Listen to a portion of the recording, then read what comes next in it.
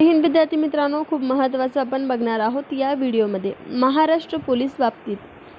चला मग स्टार्ट करूया. महाराष्ट्र पोलिसाची स्थापना केव्हा झाली असा प्रश्न एक्झाममध्ये आला तर उत्तर काय असेल? 2 जानेवारी 1961.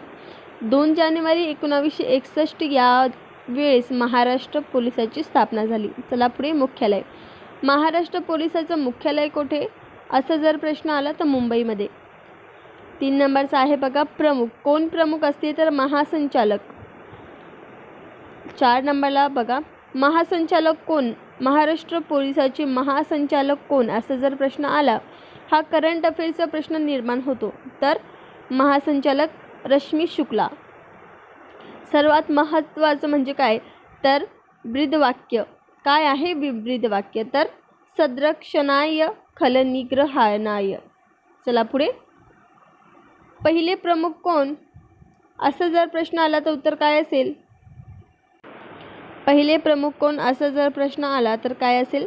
नारायणराव मारुतीराव कामटे हे पहिले प्रमुख होते.